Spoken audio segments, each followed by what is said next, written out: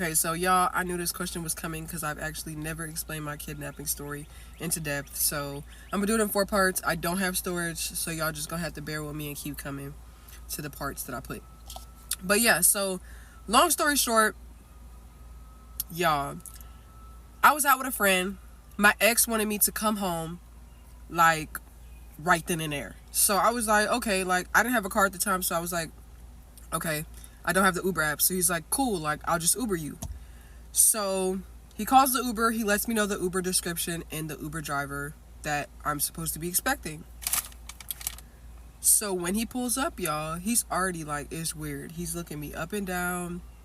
And I told my ex, I was like, yeah,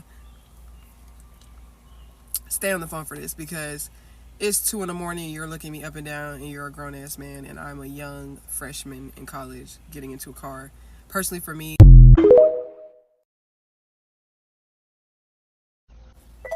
okay, y'all. So part two.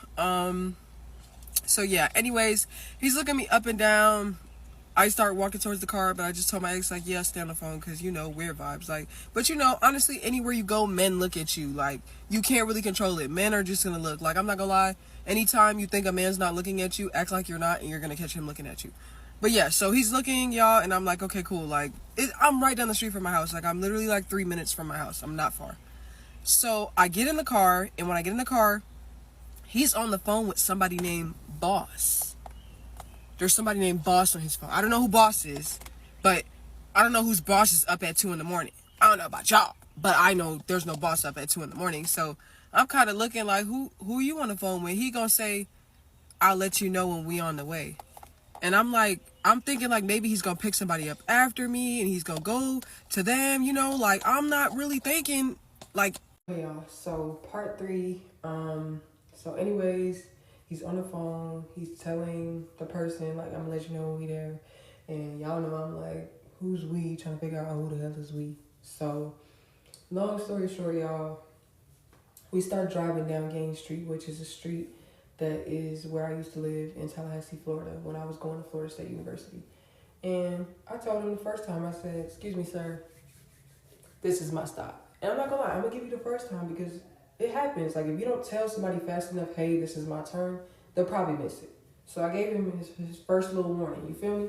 Second time, I said, excuse me, this is my stop. Y'all, he still didn't listen.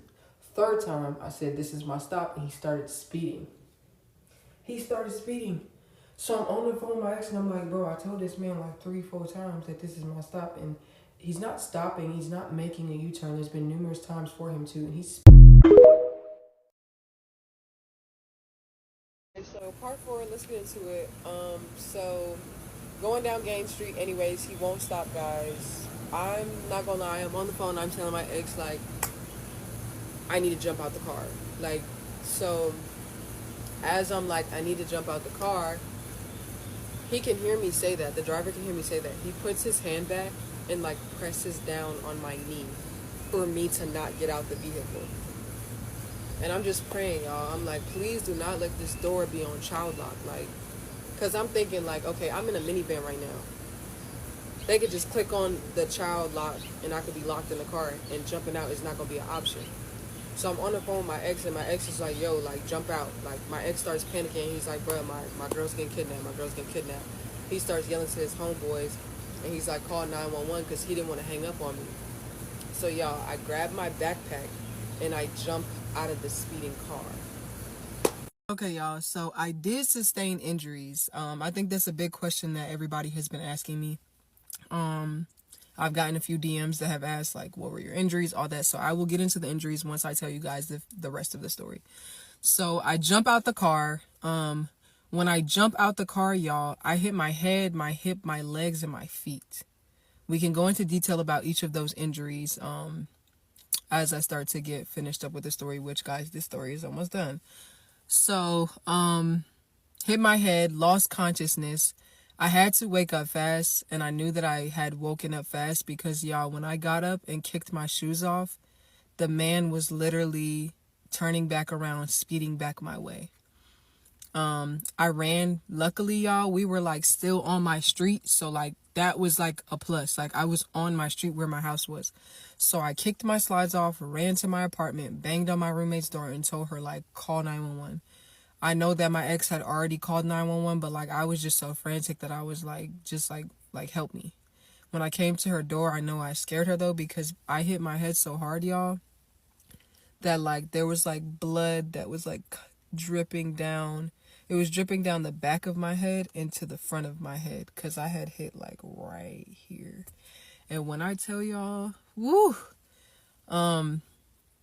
it spooked me out. And even my pants, I think I like realized my pants, like the blood on my hip was bleeding completely through my pants. It wasn't no little cut, y'all. They called it an abrasion when I got to the hospital.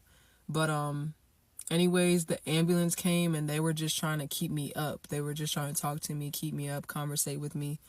I think calling my parents and telling them about this was actually like nerve-wracking. Like it was a 6-hour drive from West Palm Beach, Florida to Tallahassee. My parents made it in 3 hours, but yeah. The ambulance people was just trying to keep me up and like trying to keep me like speaking to them, because I was like so dizzy and out of it after I had hit my head. I was crying, but I was okay, y'all. I was okay. I was just like no way I was about to get kidnapped. Like, oh my God, even talking about it. But yes, I had a concussion. I had an abrasion. I had scratches all over my legs and my feet.